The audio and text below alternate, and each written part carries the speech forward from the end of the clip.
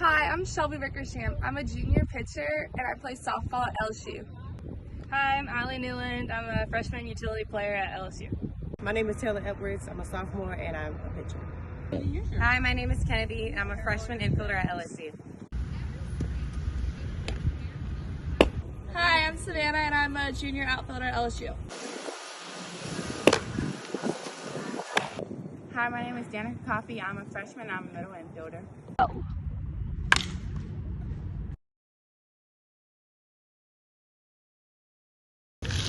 Players and Pigtails by Shanna Corey. Katie Casey wasn't good at being a girl. At least not the kind of girl everyone thought she should be. Her clothing was crumpled, her knitting was knotted, her dancing was a disaster. And no matter how hard she tried, her heart just wasn't in home ec. But there was one thing Katie was good at: baseball. Katie could catch any ball with any mitt with her eyes closed. She could hit any ball with any bat with one hand behind her back. She preferred sliding to sewing, batting to baking, and home runs to homecoming. Her parents were not pleased at all. Why not piano or painting? They pleaded. What good is baseball to a girl? But Katie wouldn't be swayed. She walked baseball. She talked baseball. She even dreamed baseball. She went to the ballpark every chance she got. She loved the hot dogs and peanuts. She loved the shouting and singing. But most of all, she loved watching the professional players play ball. Sometimes she even imagined she was one of them. Every spring, she showed up for the Fairfield High team tryouts. And every spring, she was turned away without even getting a try. Better stick to ballet, the boys said. What good is baseball to a girl? But baseball was starting to change. America was at war, and more of the country's boys, including the professional baseball players, were going off to fight. The fields were almost empty, and the fans were getting frantic. Even President Roosevelt was worried. What was a country without a national pastime? No one wanted to find out. Finally, Philip Wrigley, the owner of the Chicago Cubs, had an idea. If women can work in factories and even join the army, he said, why can't they play ball? Outrageous, everyone said. Girls playing baseball? No one will pay to see girls play ball. But Mr. Wrigley didn't listen.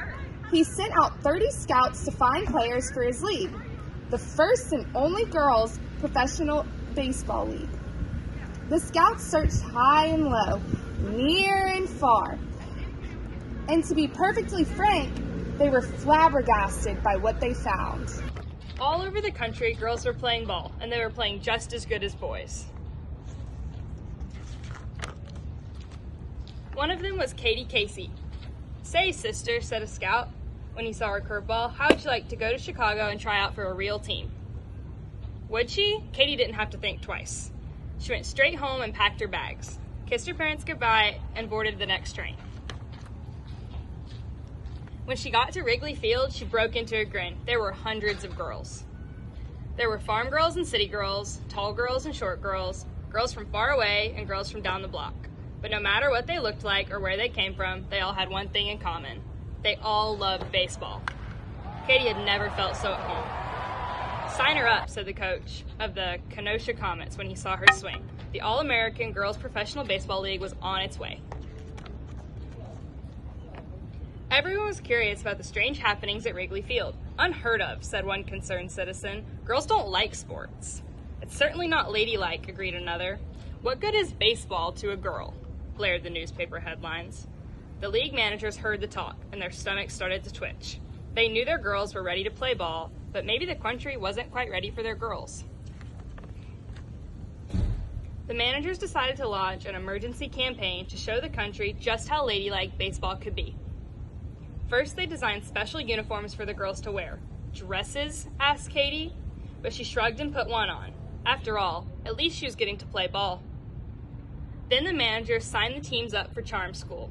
Pinkies out, girls. Posture, cried the teacher. Think swans. Finally, it was time for the big test. The girls were graceful, they were elegant, and they were perfectly charming. And they were ready to play ball.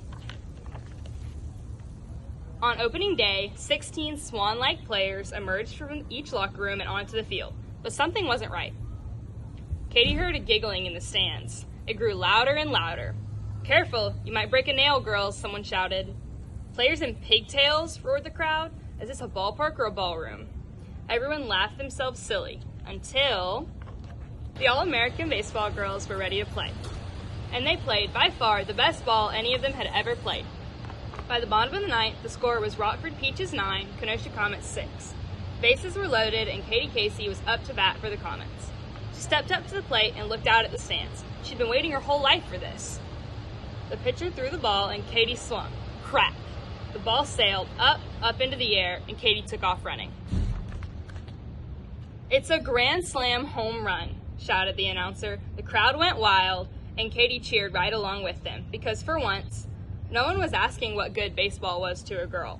They were all too busy talking about how good girls were for baseball.